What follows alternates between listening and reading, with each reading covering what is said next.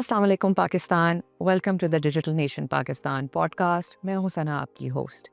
एक स्पेस जो हम डिस्कस करते हैं कि कैसे technology, innovation and even governance reforms और एंटरप्रेन्योरशिप मुल्क का मुस्तकबिल बदल रहे हैं। और आज का टॉपिक है भी बहुत interesting. We are going to discuss कि कैसे स्टार्टअप्स, जो डोमेस्टिक स्टार्टअप्स हैं, are actually going up to the global platforms, scaling up and recognition हासिल कर रहे हैं।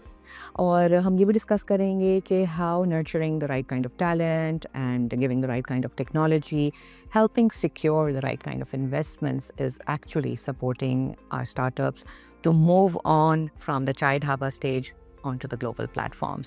और इस टॉपिक को डिस्कस करने के लिए आज जो हमारे साथ मौजूद हैं, he is actually working at the core of the Pakistani startups. हमारे साथ हैं बिलाल अब्बासी साहब। He is the GM projects at the ignite national technology fund. And ignite कैसे NRCs के through and even projects like the Pakistan startup fund and deep इस पूरे ecosystem को flourish करना चाह रहा है कि हम डोमेस्टिक रिकग्निशन हासिल करें। अस्सलाम वालेकुम बिलाल साहब। वालेकुम अस्सलाम। Thank you so much sir for joining us. Sir, podcast start करते हैं बहुत ही बेसिक क्वेश्चन से। मैं सवाल आपसे करना चाहूँगी कि अ lot of people do not understand कि क्या डिफरेंस है स्टार्टअप्स में, बिजनेसेस में और इवन एंटरप्रेन्योरशिप में। सो फॉर एक नॉन टेक्निकल पर्सन थोड़ा सा हमें एक्सप्लेन करें please. So thank you for having me sir. मैं स्टार्टअप इकोसिस्टम के साथ काफ़ी अरसे से कनेक्टेड हूँ और ये सवाल मेरे लिए भी एक बहुत इम्पोर्टेंट सवाल था कि कैसे डिफरेंशिएट ये सारी चीज़ें हो रही हैं। एंड ओवर द इयर्स मैंने ये चीज़ लर्न की है कि जो बिजनेसेस आपके रेगुलर चल रहे होते हैं वो डे टू डे एक्टिविटीज़ उनकी होती हैं, कंटिन्यूटी होती है एक सिंपल जो कि वो काम कर रहे होते हैं और जिसके अंदर स्केल अप करने का पोटेंशियल यूजुअली बहुत ज़्यादा नहीं होता है। जैसे कोई किराना स्टोर है, जैसे कोई दुकान है। लेकिन when you come to the entrepreneurship में यूजुअली माइंडसेट्स स्केल अप करने के होते हैं, उसके अंदर इनोवेशन के एलिमेंट्स मौजूद होते हैं और कोर जो उसकी होती है, I would say it's always innovation and something new. And when you come to the startups में हिंट ऑफ इनोवेशन एक मस्ट है। फ्रॉम द डे वन उनका माइंडसेट जो होता है वो ग्लोबल होना चाहिए और होता है। जहाँ पर नहीं होता वहाँ पे चैलेंजेस आते हैं। एंड वन की थिंग जो कि उनके अंदर लाजमी मौजूद होती है, दैट इज़ टेक्नोलॉजी जो है वो उनके अंदर इनबिल्ट होती है। So when you ask me कि इन तीनों के दरमियान डिफरेंस क्या है, तो मैं किसी अगर मिसाल से इसको बताना चाहूँगा तो आई वुड से कि एक अगर आपकी दुकान है जहाँ पर ग्राहक आ रहा है और सप्लाई आपको एक माल हो रहा है दुकान पर जाकर, तो उस दुकान को बड़ा करना, उसको स्केल अप करना एक और उसको मुख्तलिफ शहरों में फैलाना, इट्स अ चैलेंज। सो इस चीज़ को अगर एड्रेस आपने करना है तो फिर एक एंटरप्रेन्योरियल माइंडसेट आता है जिसमें एक स्टार्टअप किक इन करता है और वो ई-कॉमर्स प्लेटफॉर्म बना देता है जहाँ वो बायर और सेलर को आपस में कनेक्ट करता है उस प्लेटफॉर्म के थ्रू और फिर उसको वो स्केल करता जाता है। बहुत से बायर्स और सेलर्स को वो सिस्टम का हिस्सा बनाता है यूजिंग टेक्नोलॉजी और वो इनोवेट करता है पूरे प्रोसेस को। So this is how I would like to define it कि इन सब के दरमियान ये एक बेसिक फ़र्क मौजूद है। सर, मैं एक ज़िक्र करूँगी something very close to my heart as well, क्योंकि मैंने भी अपने दोस्तों के साथ रात को चाय ढाबास पे 12-12, 1-1, 2-2 बजे बैठ के बहुत लंबी डिस्कशंस की हैं कि हम ये प्रोडक्ट बना सकते हैं, हम ऐसे इनोवेशन लेकर आ सकते हैं। But most of the time those chai dhabas discussion conclude over a cup of chai. How do you think कि हम चाय ढाबा से उस आइडियाज़ को निकाल कर, मतलब how do we flourish these chai dhaba ideas? अच्छा, बड़ी इंटरेस्टिंग चीज़ है। हम लोग भी चाय ढाबा पे बैठ के बहुत लंबी आई वुड से सम टाइम के बातें करते हैं। लेकिन एक चीज़ है कि पाकिस्तानी कौम और पाकिस्तान की जो यूथ है, दे वेरी टैलेंटेड। असल चीज़ ये होती है कि एक आइडिया के जनरेट करना। सो हम चाय ढाबा के ऊपर जब आप दोस्तों में बैठते हैं तो एक दोस्त उठकर कहता है कि यार हमें ये वाला बिज़नेस करना चाहिए, कि बड़ी सारे दोस्त उसके पीछे लग जाते हैं और जो ही चाय ख़त्म होती है आइडिया भी वहीं हो ख़त्म तो हो होता है। जाता। सो हमें यहाँ से आगे अगर हमने एक निकलना है तो सबसे पहली तो ये चीज़ है कि एक्शन ओरिएंटेड हमारी बहुत सी अप्रोच नहीं होती है। सो फॉर एग्ज़ाम्पल हमने एक आइडिया के ऊपर बात की, तो यूजुअली जब आप किसी आइडिया के ऊपर काम कर रहे हैं तो उसको ना बहुत से बेसिक प्रॉब्लम्स को एड्रेस करना बड़ा ज़रूरी होता है। यानी आज आप अपने घर से निकल के अपने दफ्तर तक गए हैं तो you have done probably tens of things. आप रोड के ऊपर आए हैं, there are so many road problems जो कि आपको फेस करने पड़ते हैं। आपने कोई टोल टैक्स दिया, उसके इश्यूज हैं। आपने रास्ते में जाते हुए कोई चीज़ खरीदी ना, these all are the things जिसमें आप इंटरेक्ट कर रहे होते हैं। और समटाइम्स उसके अंदर प्रोसेसेस होते हैं, समटाइम उनके अंदर गुंजाइश होती है इसको इम्प्रूव करने की। तो अगर आप सिर्फ अपने आप को थोड़ा सा ओपन करते हैं तो ये आइडियाज़ की फरवानी तो बहुत स्टार्ट हो जाती है। अब नेक्स्ट स्टेप करना क्या है? नेक्स्ट स्टेप ये करना है कि उस आइडिया को कंसोलिडेट करना है। उस कंसोलिडेशन के बाद आपने उसके ऊपर काम करना स्टार्ट करना है। अच्छा, काम करने के हवाले से आपके पास बहुत सी चीज़ें आती हैं। हमारे यहाँ लोग क्या करते हैं कि एक आइडिया आ गया, अब उसके बिजनेस प्लान्स, उसके मार्केटिंग प्लान्स, लीगल प्लान्स और इन्वेस्टमेंट रिलेटेड एक्टिविटीज़ बहुत बाद में आती हैं।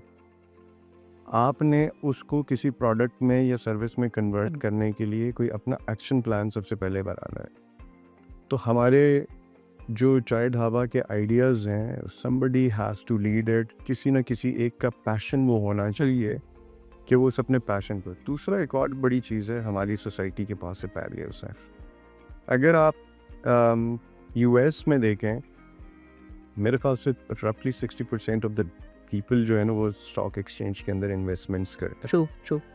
पाकिस्तान में इट्स लेस देन 1%। बिल्कुल। तो इसका ये मतलब है कि उन लोगों का बिजनेस के माइंडसेट्स मौजूद हैं। फिर हमारी सोसाइटी जो है वो तो बहुत ज़्यादा इनकरेजिंग नहीं है उन लोगों को जो कि अपने इन वाइल्ड आइडियाज़ को किसी बिजनेस में कन्वर्ट कर सकें, तो सपोर्टिव नहीं होती है। सो लेकिन स्टार्टअप बाय नेचर ना, या वो फाउंडर्स जो कि अपने उस चाय ढाबा आइडिया को कन्वर्ट करना चाह रहे हैं बिजनेस में, बाय नेचर वो हसलर्स होते हैं। तो आपको हसल करना पड़ेगा। Probably you have to meet dozens of people अपने उस आइडिया की मैच्योरिटी को इंश्योर करने के लिए, या ये आइडिया सेल भी हो सकता है या नहीं हो सकता। सो कंटिन्यूटी उस आइडिया के पीछे लगे रहना बहुत इम्पोर्टेंट है। So you need to be hungry for. अगर आप हंगरी नहीं हैं, आई थिंक कि उसको आगे निकलना, उसके ऊपर काम करना बहुत मुश्किल है। और इसीलिए हुकूमत पाकिस्तान ने, मिनिस्ट्री ऑफ IT ने इग्नाइट के थ्रू ऐसे लोगों को एक प्लेटफॉर्म प्रोवाइड करने की कोशिश की है जहां पर वो अपने इन आइडियाज़ को कोई अमली जामा पहना सकें और एक कोशिश कर सकें कि वो इन आइडियाज़ के ऊपर काम करते हुए कोई कमर्शलाइजेबल प्रोडक्ट बना सकें और फिर उसके बाद वो इकोनॉमिक प्रॉस्पेरिटी की तरफ हुकूमत का हाथ बता सकें। सर, अब थोड़े बिल्कुल इंडस्ट्री स्पेसिफिक की तरफ अगर हम आएँ, what is the current state of ये जो हमारा स्टार्टअप इकोसिस्टम है, और लेट्स से अगर हम बहुत ज़्यादा दूर की बात ना करें, हम बात करें कि in the past 1 year what has been something that has happened, the achievements that has really excited you? So I think कि अगर आप ओवरऑल बात करें तो देखिए, स्टार्टअप इकोसिस्टम में ना आपको इकोसिस्टम डेवलपमेंट के ऊपर बहुत काम करना है, यानी लोगों के माइंडसेट के ऊपर बहुत सा काम करने की पाकिस्तान के अंदर ज़रूरत थी। अभी आप देखें तो पाकिस्तान के अंदर स्टार्टअप इकोसिस्टम बहुत ही नेशन स्टेज के ऊपर है। हम क्लेम तो करते हैं कि 2010-12 से हम लोगों ने स्टार्टअप इकोसिस्टम के ऊपर काम किया, लेकिन वो इंडिविजुअल लेवल के ऊपर बहुत सा हो रहा था। लेकिन आई वुड से कि government of Pakistan when stepped in, और उन्होंने जब इसके ऊपर काम करना स्टार्ट किया through NIC programs, that's when आप समझे कि स्टार्टअप्स को ना एक छत मिली है। और उस छत में उनको प्रोवाइड जो फैसिलिटीज़ की जा रही हैं, that is important. Prime minister का एक इस वक्त विजन है जिसमें वो स्टार्टअप इकोसिस्टम के हवाले से वो चाहते हैं कि पाकिस्तान की एक्सपोर्ट्स बढ़ें। तो जब आपने एक्सपोर्ट्स बढ़ानी है तो विद एडवेंट ऑफ एआई आपकी सर्विसेज सेक्टर ने बहुत अभी नीचे चले जाना है और ऐसा ऐसा ख़त्म हो जाना है। तो वो लोग सर्वाइव या सस्टेन करेंगे जिनके पास प्रोडक्ट्स आर्टिस्ट हैं। प्रोडक्ट्स कैसे बनेंगे? प्रोडक्ट्स ये स्टार्टअप्स बनाएंगे और फिर आपने इनको सपोर्ट करना है और इनको ग्रो करवाना है। पिछले कुछ अरसे में आपने 1 साल की बात की और उस 1 साल की तरफ जाने से पहले मैं आपको कुछ ऐसे चीज़ें बताना चाहूँगा जो कि इस वक्त पाकिस्तान के अंदर हुई, जिससे एक सपोर्ट इकोसिस्टम डेवलप हुआ और डाउन द रोड आई सी कि पाकिस्तान का फ्यूचर बहुत बेहतर होगा। इग्नाइट के थ्रू मिनिस्ट्री ऑफ आईटी ने 8 इंक्यूबेशन सेंटर इस्टेब्लिश किए, कराची, लाहौर, इस्लामाबाद, पेशावर, कोयटा, हैदराबाद, फैसलाबाद, कोयटा। इन सब के अंदर ये इंक्यूबेशन सेंटर इस्टेब्लिश किए गए और यहाँ पर हर तरह के स्टार्टअप यानी सेक्टर एग्नोस्टिक आपके पास स्टार्टअप्स आते हैं, इंक्यूबेट होते हैं और वहाँ से बहुत ही अमेजिंग किस्म की स्टोरीज निकली। बाइकिया जैसे एक स्टार्टअप है। Bykea is a graduate of NIC Karachi. ठीक है। सो MyTM है and I tell you one interesting story of MyTM के when for the first time we were taking them to GITEX, तो they didn't have much money to even go to GITEX क्योंकि हम लोग reimburse करते थे पैसे। So and we kind of pushed that person Zain को कि आप जाएं और किसी तरीके से इसका हिस्सा बन जाएं। So he managed, he went there और वहाँ पे सुपरनोवा चैलेंज वो जीते दुबई में GITEX के ऊपर। he won $150,000 over there और उसके कुछ ही अरसे बाद ही got the leads from there और उनकी $7 मिलियन की एक इन्वेस्टमेंट उन्होंने सिक्योर की। Now the type of startups मैंने पहले जैसे कहा ना कि पाकिस्तानी हैव ब्रिलियंट माइंड्स, तो जिस किस्म के आपको हर तरह के लोग मिलते हैं, even if you go to Quetta, amazing ideas वहाँ से जनरेट होते हैं।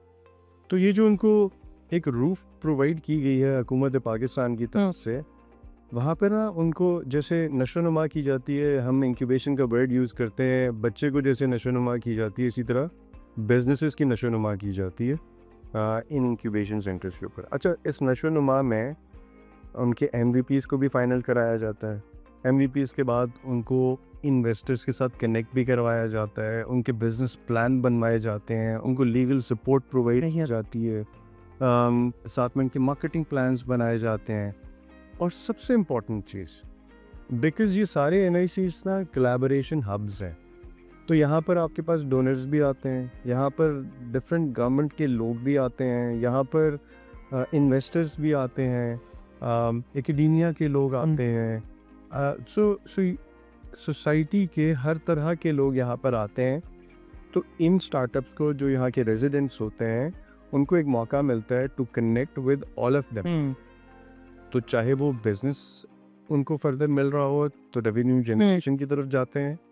असल चीज़ ये होती है कि आप स्टार्टअप को कितनी देर तक सस्टेन करवा अलाइव रख सकते हैं। अगर आप उसके वर्ड स्पैन बढ़ा देते हैं तो स्टार्टअप्स के फिर सर्वाइवल रेट्स बहुत बेहतर हो जाता है। सो हम ये चाहते हैं कि उनको किसी तरीके से उनके अंदर वो जो नशोनुमा वाला है और वो जो इंक्यूबेशन प्रॉपर है वो उनको प्रोवाइड की जाए ताकि वो ज़िंदा रह सकें। तो एक जब सर्टेन लेवल तक उनको हम ले जाते हैं वहाँ पे फिर then we leave them for the market. हम उनको इट्स जस्ट लाइक हम उनको समंदर में फेंक देते हैं। बेसिकली आप इतने कॉन्फिडेंट हो जाते हैं हो जाते हैं कि वो जाएं और जाकर अपना बिजनेस एस्टैब्लिश करें। So many startups are doing lot of things जो कि यहाँ पर उनको प्रोवाइड की जाती है। लास्ट कुछ अरसे में जो हम लोगों ने बहुत अच्छी चीज़ की है, आई वुड से कि दुनिया बहुत तेज़ी से बदल रही है और टेक्नोलॉजी तो बहुत ही तेज़ी से बदल रही है। आप एक मोबाइल फ़ोन देकर घर पहुंचते हैं तो आपको घर पहुंचे आप और पता चला कि मार्केट में एक और नया मोबाइल वर्जन आ चुका हुआ है। So this is the speed जिसके ऊपर टेक्नोलॉजी बदल रही है। और AI के बाद से तो अब रोज़ाना भी गेट टू नो के क्या क्या नई चीज़ें हो पा कोई ना कोई नई एप्लीकेशन आ जाती है। एब्सोल्युटली। सो उस चीज़ को देखते हुए ना हमने जो पिछले कुछ अरसे में किया कि हमने अपने एनआईसीज़ की थोड़ी सी डायरेक्शंस चेंज की हैं। ठीक है। तो हमने इस्लामाबाद को कहा है, एनआईसी इस्लामाबाद को, कि आपने ना हेल्थ टेक और डीप टेक के ऊपर फोकस करना है। ठीक है। हमने एनआईसी लाहौर से कहा कि आपका काम है एआई, ब्लॉकचेन और क्लीन टेक, क्लाइमेट टेक के ऊपर आपने काम करना है। हमने एनआईसी कराची से कहा है कि इंडस्ट्रियल ऑटोमेशन, साइबर सिक्योरिटी और फिनटेक के ऊपर आपने काम करना है। हम गेमिंग और एनिमेशन की तरफ चले गए, हम वर्चुअल प्रोडक्शन स्टूडियो की तरफ चले गए, हमने एआई के कंपटीशन स्टार्ट करवा लिए। तो अब हम बेसिकली इमर्जिंग टेक्नोलॉजी को एम्ब्रेस कर रहे हैं, और हम अगर एम्ब्रेस करते हैं तो हम उसके हवाले से व्हेन वी से हम, which means government of Pakistan, तो इसका ये मतलब है कि हम वो अपॉर्चुनिटीज़ क्रिएट कर रहे होते हैं फॉर द सोसाइटी कि वो इस तरफ आएँ और उन अपॉर्चुनिटीज़ से फ़ायदा उठा सकें। बिल्कुल। सो हुकूमत पाकिस्तान ने, and I give credit to the minister Shaza Fatima, कि उनका बहुत ज़्यादा फोकस है इमर्जिंग टेक्नोलॉजीज़ की तरफ। और हर नए प्रोग्राम के अंदर अगर आप देखेंगे, चाहे वो क्लाउड क्रेडिट्स प्रोवाइड किए जा रहे हैं, चाहे वो एआई के ऊपर काम किया जा रहा है, ब्लॉकचेन के ऊपर काम किया जा रहा है, एआई पॉलिसी की तरफ काम किया जा रहा है, उनका फोकस इज इमर्जिंग टेक्नोलॉजीज़, और हम स्टार्टअप्स को भी बेसिकली उसी की तरफ लेकर जा रहे हैं सर। वेरी एक बहुत ही फ्लरिशिंग इंफॉर्मेशन आपने प्रोवाइड की about the startup ecosystem, but कुछ हार्ड चीज़ें भी हैं about this system, which is that कि ग्लोबली हमने नोटिस किया है, and there been a lot of reports के जो वेंचर कैपिटल्स हैं या जो इन्वेस्टमेंट्स हैं वो थोड़ी ड्राई डाउन हुई हैं, थोड़ी सी डाइल्यूट हुई हैं।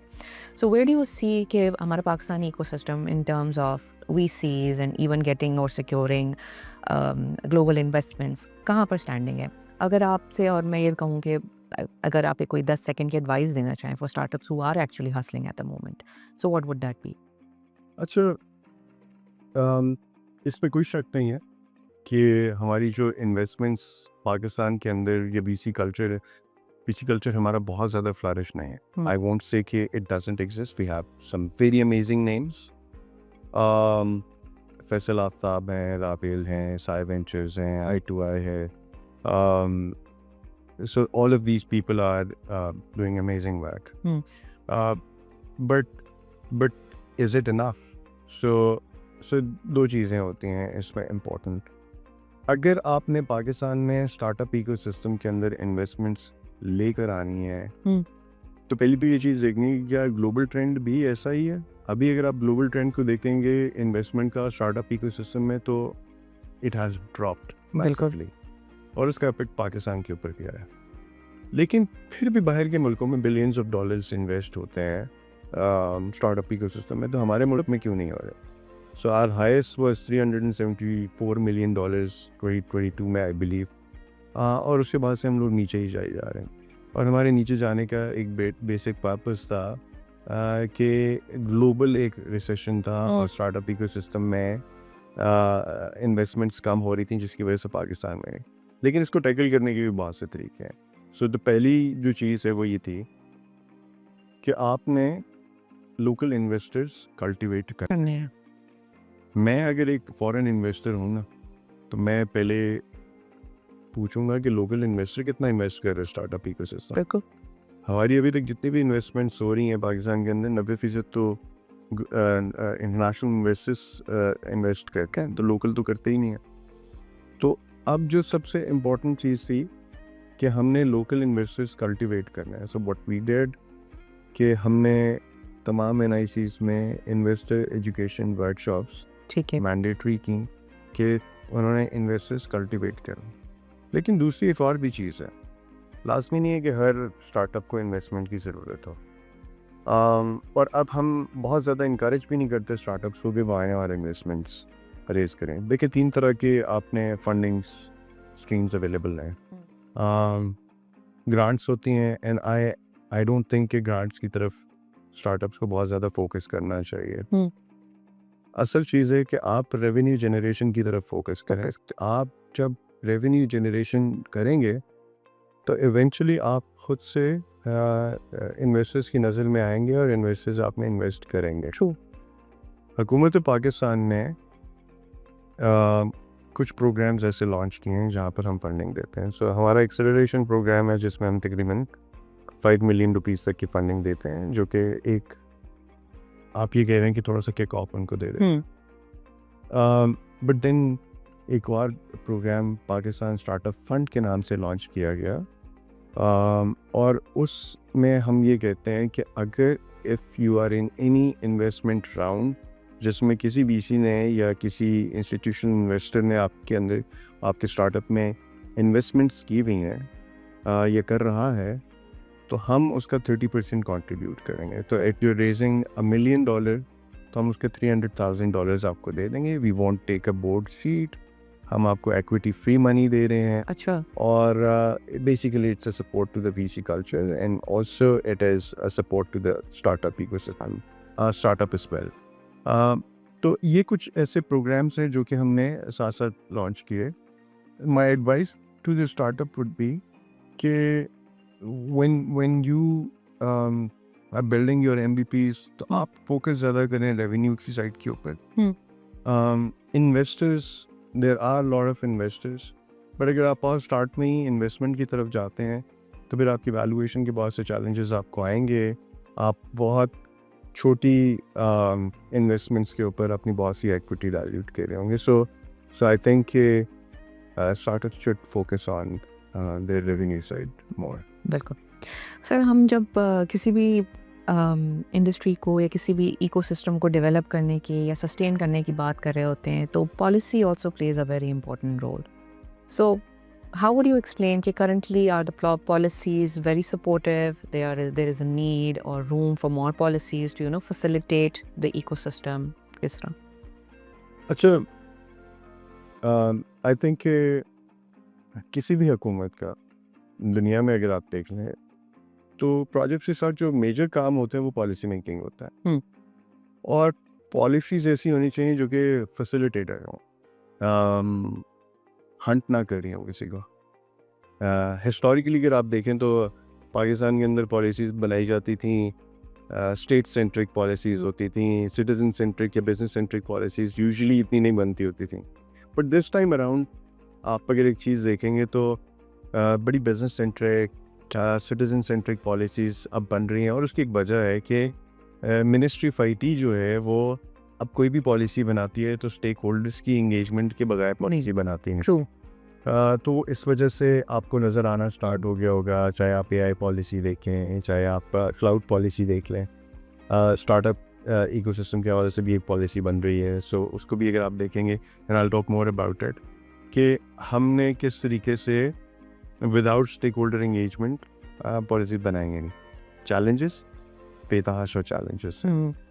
पहली तो ये चीज़ है कि when you talk about startup ना, तो स्टार्टअप का जो कनेक्शन बन रहा होता है वो बहुत से रेगुलेटरी अथॉरिटीज़ के साथ बन रहा होता है। देखो, हर रेगुलेटरी अथॉरिटी के अपने अपने रेगुलेशंस हैं, उनके रूल्स हैं, जिनमें कहीं पे आपको अमेंडमेंट की ज़रूरत होगी, कहीं पे एक्ट में चेंज करने की ज़रूरत होगी, which is a very cumbersome thing.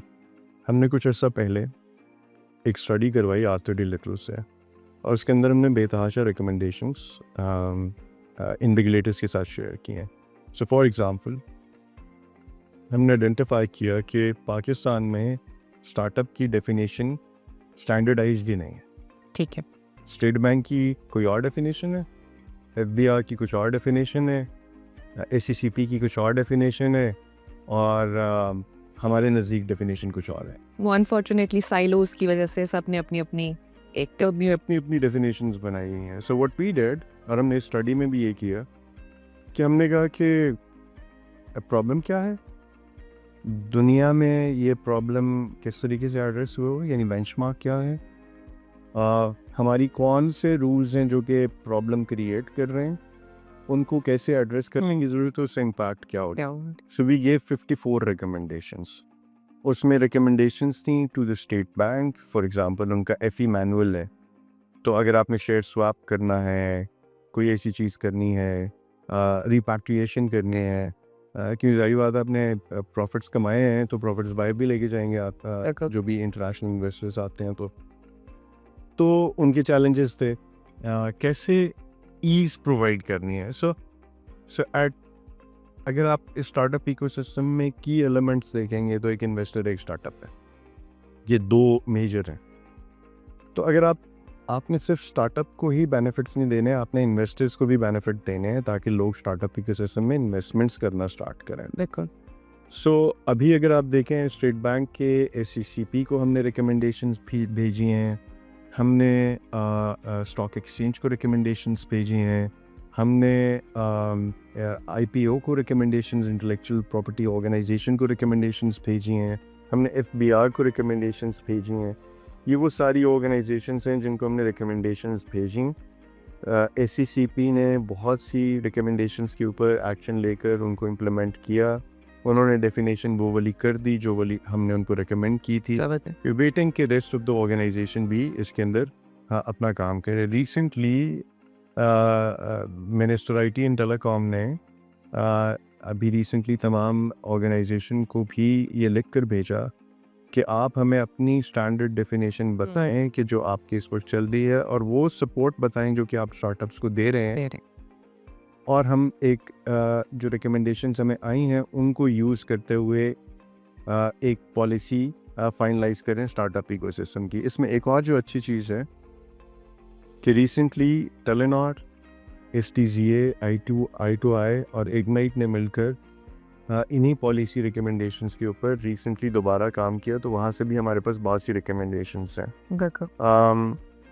जैसे मैंने आपको बताया कि प्राइवेट सेक्टर पे मुश्तमिल ये सारी चीज़ें हैं, उन्हीं की तरफ से रिकमेंडेशंस आ रही हैं, उनको हम क्लब कर रहे हैं और उसके बाद ऐसी पॉलिसी बना रहे हैं जो कि फैसिलिटेटिव पॉलिसी है। So this is what we are doing and ministry of IT is already on board और वो हमें expected है कि by the end of this year we'll be able to push it to the cabinet for the approval. Sir, आप cloud policy का जिक्र कर रहे थे। अच्छा, क्लाउड पॉलिसी देखें, क्लाउड पॉलिसी में जो सबसे इम्पोर्टेंट चीज़ है वो ये है एडॉप्शन। तो अब अगर आप पॉलिसी का नाम देखें तो cloud first policy. So usually होता ये है कि सरकार के अंदर किसी भी ऑर्गेनाइजेशन को कंप्यूट चाहिए तो अपना एक छोटा सा डेटा सेंटर लगा। सही है, एग्जैक्टली। बाद में उसकी सिक्योरिटी के चैलेंजेस होते हैं, उसको अपस्केल करने के चैलेंजेस होते हैं, उसको 3 साल बाद इक्विपमेंट ऑब्सोलीट होना है, तब नए खरीदने के चैलेंजेस होते हैं। So we wanted to discourage that, number 1। Plus Pakistan के अंदर भी चाह रहे थे कि स्टैंडर्डाइजेशन हो। हम ये चाह रहे थे कि पाकिस्तान के अंदर क्लाउड सर्विसेज कंप्यूटर आपको यहाँ पर मिलना स्टार्ट हो। अभी अगर आप देखेंगे तो PTCL का क्लाउड मौजूद है, जाज का है, गरज, उसके अलावा 2-3 और बड़े क्लाउड्स हैं, साइबरनेट का एक क्लाउड सर्विसेज मौजूद है। बट प्राइमरीली अगर आप देखेंगे ना तो ये लोग सर्विसेज जो दे रहे हैं वो IaaS यानी internet infrastructure as a service की दे रहे हैं। बहुत कम है जो कि PaaS या SaaS दे रहे हैं। सो इफ़ यू वांट कि पाकिस्तान के अंदर अच्छी क्लाउड सर्विसेज आएँ तो हमें इस पॉलिसी की ज़रूरत है, उनको हम फैसिलिटेट करें। और इस पॉलिसी में अगर आप देखेंगे तो हम लोगों ने पब्लिक सेक्टर ऑर्गेनाइजेशन को थोड़ा लिमिट किया है और हमने उनसे कहा है कि आपने यहाँ पर पहले क्लाउड की तरफ जाना है, अगर वो प्रोविज़न आपको नहीं मिलती है तो तब आप अपने डेटा सेंटर्स बनाएं। उसके फिर नतीजे में ये हुआ कि क्लाउड ऑफिस तश्कील दिया गया, मिनिस्ट्री ऑफ IT उसको अब लीड कर रही है। और अच्छी चीज़ ये है कि उसके रूल्स भी उन्होंने इस्टेब्लिश कर लिए, उसका ऑफिस भी सेट कर लिया और प्रोविंसेस ने भी उस पॉलिसी को अडॉप्ट कर लिया। बड़ा ही इम्पोर्टेंट क्वेश्चन है। मैं भी अक्सर औकात जब किसी न किसी यंग बच्चों को देखती हूँ बैचलर्स कर रहे हो या कुछ कर रहे हो, तो I always come up with these things कि जब हम उस फेज़ में थे तो we were struggling on our own and thinking different things. So how do you think कि अब हमें जो कल्चर प्रमोट करना है, जो हम इकोसिस्टम बिल्ड कर रहे हैं इन्हीं बच्चों के लिए, इन्हीं यंग एंटरप्रेन्योर्स के लिए एंड स्टार्टअप माइंडसेट्स के लिए, तो what is something that you think is required even in our curriculum, our practices? Skill development क्या होनी चाहिए कि वो जो सिर्फ एक डिग्री कल्चर ना रह जाए कि बस हमने एक ठप्पा लगवा लिया, डिग्री हो गई, that's it. Because internationally globally landscape बहुत चेंज हो गया हुआ है और एआई के आने के बाद तो वैसे ही सारा जो रिक्वायरमेंट्स ही all over the world change हो गई है and this is going to even change further in the coming 5 to 10 years. So what do you think the academia also needs to come on board when it comes to promoting and pushing the startups?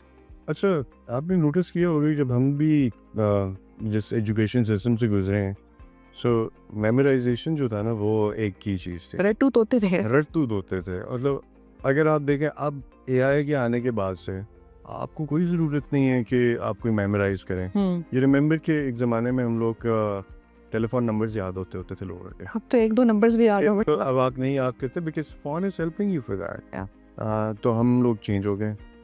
तो हमारे बच्चे जो हैं वो अब क्या कर रहे हैं कि उनको एआई के डिफरेंट जीपीटीज ने इतनी सपोर्ट प्रोवाइड कर दी, they don't need to kind of memorise things because data आपके पास बहुत सा अवेलेबल है, बहुत से सोर्सेज हैं। बिल्कुल। सो आपने करना क्या है, आपने उनको स्किल्स सिखाना है और प्रोजेक्ट बेस्ड लर्निंग करनी है आपने।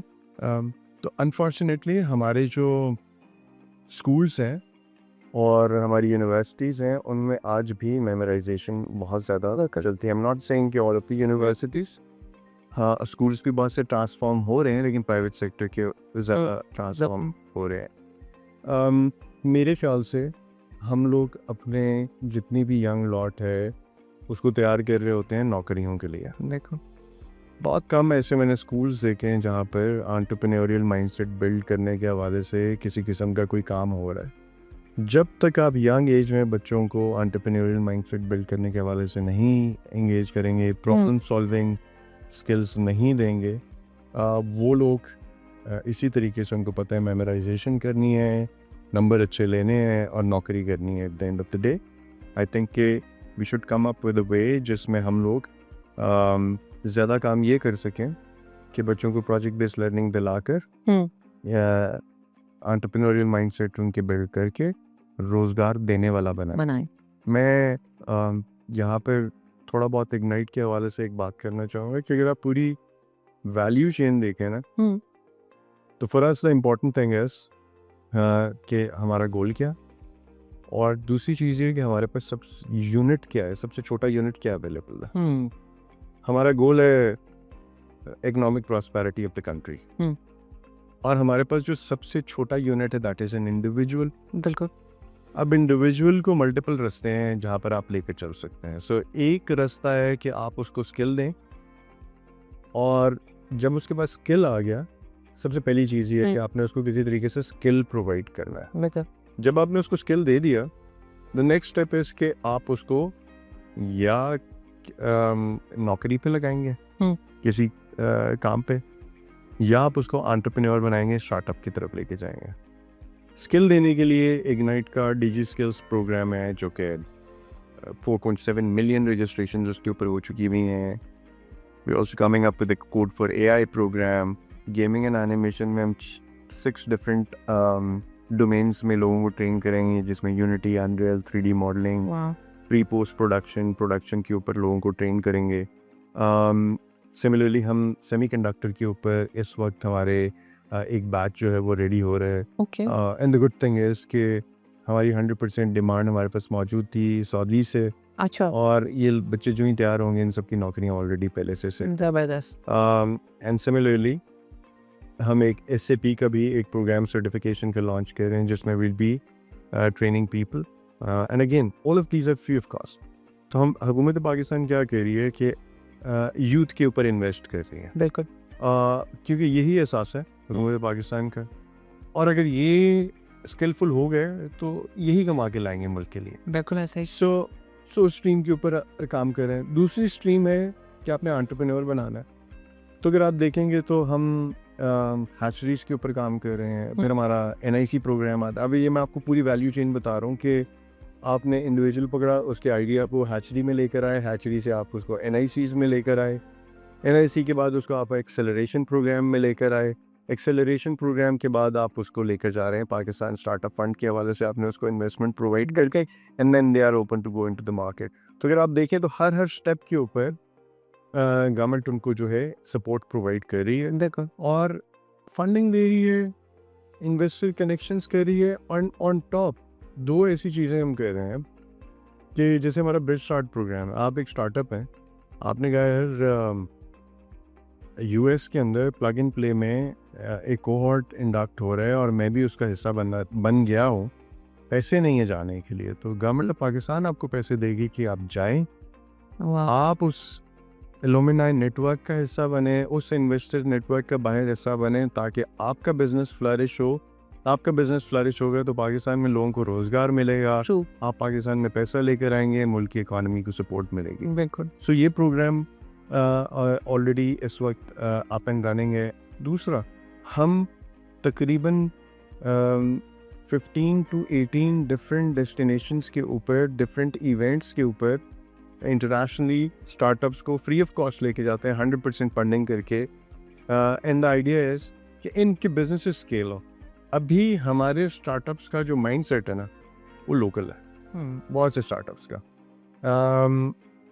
तो जब आपका माइंडसेट ग्लोबल होगा ना, तो तब आपकी वैल्यूएशंस भी बढ़ेंगी, आपका माइंडसेट भी ओपन होगा। सो मैं आपको एक चीज़ बताऊं कि हमारे स्टार्टअप्स जो बाहर से होकर आए, डिफरेंट एक्सेलरेशन प्रोग्राम से या एंगेजमेंट करने के बाद, they are totally different than the startups जो कि यहाँ पे मौजूद हैं। ट्रू, और उसकी रीज़न ये है कि उनके माइंड्स ओपन हो गए, उनके कनेक्शंस फर्दर एस्टैब्लिश हुए। और बहुत से स्टार्टअप्स जिनको हम इवेंट्स पे लेके जाते हैं, वो जब वापस आते हैं तो 6 months 1 year के अंदर उनको फंडिंग उनको मिल जाती है, या उनको क्लाइंट्स मिल जाते हैं, उनकी रेवेन्यू जनरेशन स्टार्ट हो जाती है।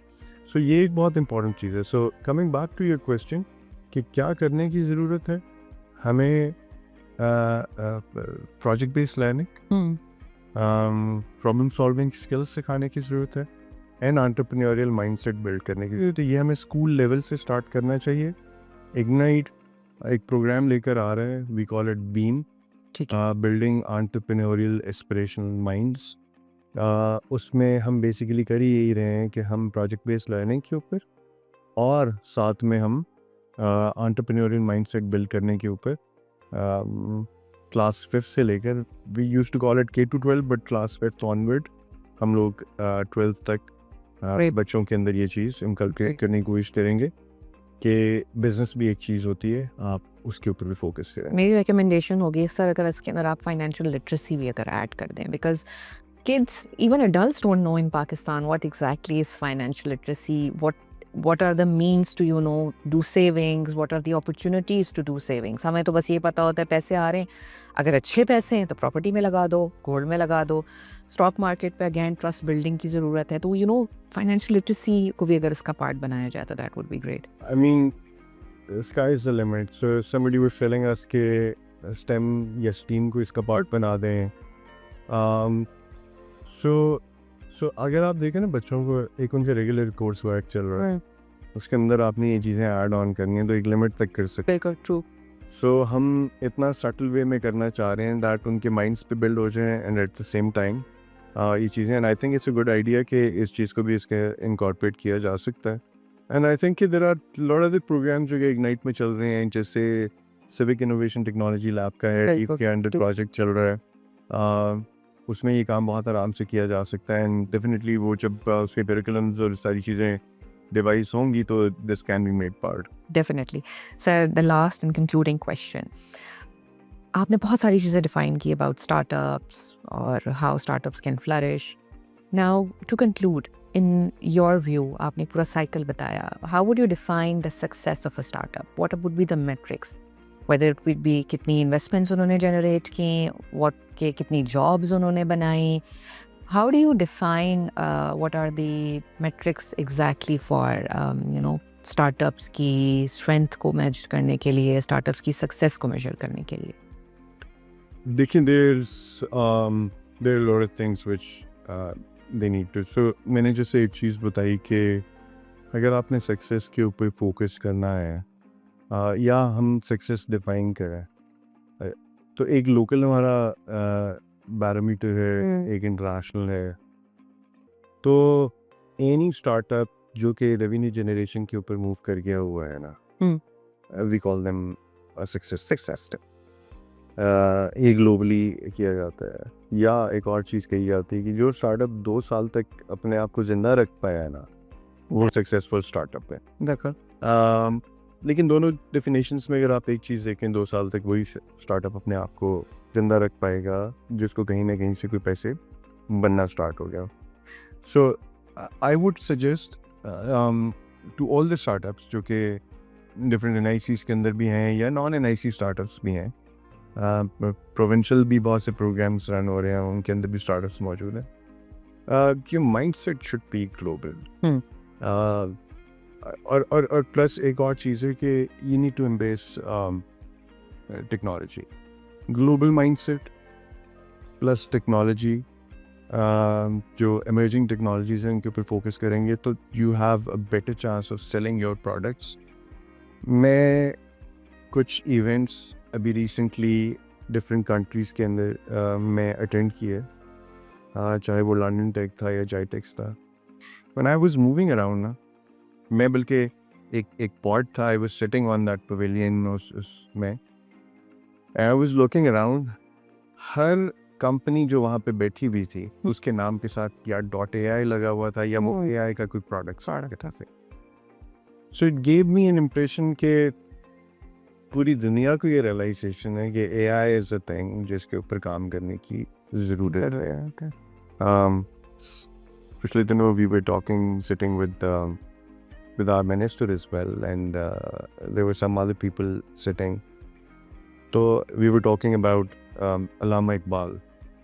So there is AI rapper जो कि एक बनाया गया, जो कि Allama Iqbal basically आप उनके साथ बात कर सकता है। So these are the things कि AI can do wonders, आप वो करें, लेकिन आपका जो माइंडसेट बेसिकली होना चाहिए वो स्केल करने के हवाले से होना चाहिए, ग्लोबल माइंडसेट होना चाहिए। अगर आपका माइंडसेट सिर्फ लोकल, और फिर लोकल में भी आप सम टाइम में देखता हूँ अक्सर स्टार्टअप सिर्फ एक सिटी तक फोकस होता है। बिल्कुल। तो जब आपका ग्लोबल माइंडसेट होगा, आपके सक्सेस के रेशियोज, आपके सक्सेस का rate is going to be really high. So I think that's one important thing which I would love to suggest. और दूसरा ये है कि all of the startups, they should be hustlers. If you are not going to keep yourself hungry, आप success नहीं ले सकते। So I think you need to hustle a lot. You need to make a lot of connections, attend a lot of events. अगर आप ये collaboration hubs या NICs को देखें, every day there is an event. आप चाहे NIC का हिस्सा हैं या नहीं हैं, be part of it, you will get the leads. So hustle करना ज़रूरी है, ग्लोबल माइंडसेट ज़रूरी है, emerging टेक्नोलॉजीज़ को embrace करना ज़रूरी है। Thank you so much Bilal साहब, really eye opening to have this discussion with you. मतलब मुझे भी बहुत सारी चीज़ों का स्टार्टअप इकोसिस्टम से रिलेटेड नहीं पता था, so I got additional information regarding all of this. आज के एपिसोड को हम यहीं कंक्लूड करेंगे। कंक्लूजन में यही कहेंगे कि पाकिस्तान का स्टार्टअप इकोसिस्टम फ्लरिश कर रहा है, और जिस तरह बिलाल साहब ने हमें बताया कि हुकूमत पाकिस्तान ने, मिनिस्ट्री ऑफ IT ने पूरा पाथवे दिया हुआ है कि किस तरीके से आप अपना स्टार्टअप कंसेप्चुलाइज कर सकते हैं, किस तरीके से उसको उस लेवल पर लेकर जा सकते हैं कि आप ग्लोबल मार्केट तक जा सकें। अगर आपको आज का एपिसोड अच्छा लगा तो please do like, share and subscribe. Bell icon भी अगर हो तो ज़रूर प्रेस कीजिएगा ताकि हमारा अगला आने वाला एपिसोड का आपको नोटिफिकेशन आ सके। Have a nice day. अल्लाह हाफिज़।